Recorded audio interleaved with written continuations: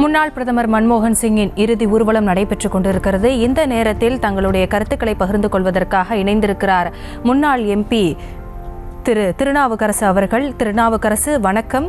முன்னாள் பிரதமர் மன்மோகன் சிங்கின் இறுதி ஊர்வலம் தொடங்கி நடைபெற்று வருகிறது. தங்களுடைய கருத்துக்களை பகிர்ந்து கொள்ளலாம். இந்திய நாட்டை வெற்றி பொருளாதார பாதையில், பொருளாதார முன்னேற்றத்தில் அழைத்துச் சென்றவர்,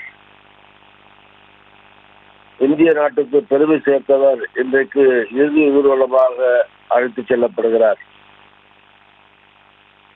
இந்திய நாட்டினுடைய ரிசர்வ் வங்கி கவர்னராக, திட்டக்குழு துணைத் தலைவராக, நரசிம்மராவ் அவர்களுடைய காலத்திலே நிதி அமைச்சராக இருந்து பல்வேறு விதமான சீர்திருத்தங்களை, யாரும் எதிர்பாராத வெற்றியான சீர்திருத்தங்களை கொண்டு வந்து நடைமுறைப்படுத்தியவர். 10 ஆண்டு காலம் இந்நாட்டின் பிரதமராக இருந்து இந்தியாவுடைய பெருமைகளை உலக அளவிலே உயர்த்தியவர்.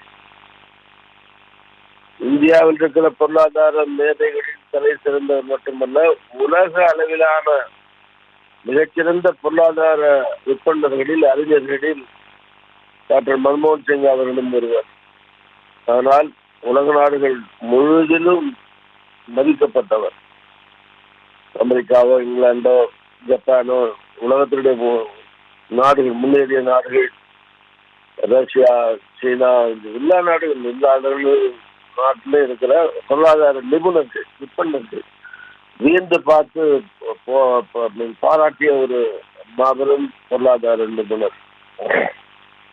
ஏறக்குறைய 75,000 கோடியை ஒரே நாளில், ஒரே உத்தரவில் பதவியேற்ற போட்டு 3 கோடி இந்தியாவுடைய விவசாயிகளுடைய கடன்களை எல்லாம் ரத்து செய்து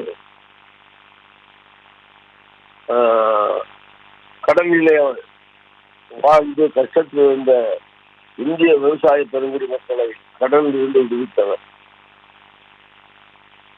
கிராமப்புறங்களில இருக்கக்கூடிய தாய்மார்கள், ஏழ்மையில வறுமையில் இருக்கக்கூடிய தாய்மார்களுக்கு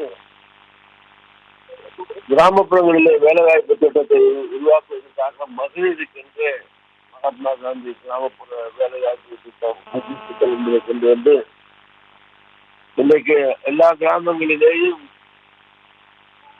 தினம் அவர்களுக்கு வருமானம் 350 ஆரம்பிச்சு இந்த மாதிரி தினம் அவங்களோட கை செலவுக்கு, குடும்ப செலவுக்கு, பெண்களுக்கு போய் சேர்வதற்கு போன்ற திட்டங்களை இந்தியாவில், இது போல பலவற்றை சொல்லலாம், அற்புதமான திட்டங்களை எல்லாம் இந்தியாவில் நடைமுறைப்படுத்தி பொருளாதார வளர்ச்சி, தாராள பொருளாதார வளர்ச்சி, அரசு துறைகளிலேயும்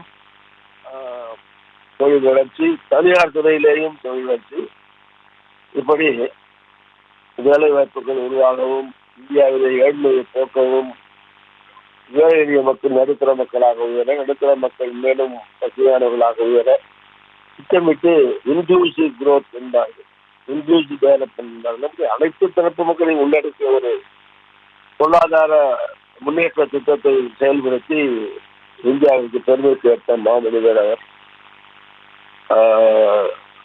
நேர தனியாக கூட சில முறை அதை பார்த்து பேசக்கூடிய வாய்ப்பு காங்கிரஸை சேர்ந்த பிறகு, 16 ஆண்டுக்கு முன்னால சேர்ந்த பிறகு தனியாக அவரை சந்தித்து பேசியிருக்கேன். மற்றபடி பொது நிகழ்ச்சிகளை சந்திச்சிருக்கேன். ஒரு அமைதியான, ஆடம்பரம் இல்லாத, ஆர்ப்பாட்டம் இல்லாத, கோபப்படாத, அது மாதிரி ஒரு நிதானத்தின் உச்சம் சொல்லலாம். நிதானமான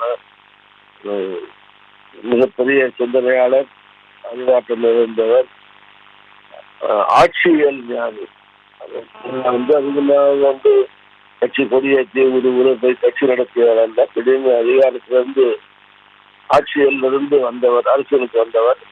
ஆனால் இங்கேயும் எப்படி அவர் அதிகாரியாக தெரிவித்தாரோ அதுபோல அரசியலில் அமைச்சர்களான பிறகு, பிரதமரான பிறகும் பிரகாசமாக ஜெயித்தார். மக்கள் இதே மேலாக இடம்பெற்றிருக்கிறார். அவருடைய புகழ் என்னென்றைக்கும் இந்தியாவிலே நீடித்திருக்கும். அரசுக்கு பெருமை சேர்த்தார், இந்தியாவுக்கு பெருமை சேர்த்தார். அவர் சார்ந்திருந்த காங்கிரஸ் இயக்கத்திற்கும் அவர் வலுவையும் பெருமையும் சேர்த்தார். அதை சோனியா காந்தி அந்த வலதுகரமாக இருந்தார். தலைவர் ராகுல் காந்தி அவரை பிரதமராக்க விரும்பினார். அவர் ராகுல் காந்தி விரும்பினால் அவர் மன்மோகன் சிங் பதவிகளை கொண்டு அவர் பிரதமராக்க விரும்பினார். ராகுல் காந்தி அதை ஏற்றுக்கொள்ளவில்லை. அதனால தொடர்ந்தார். அது மாதிரி அவர் பதவியை கைதாக நினைத்தவர் அல்ல. இந்த நேரத்திலேயும் அவர் பதவி விட்டு விலக கூட தயாராக இருந்தார்.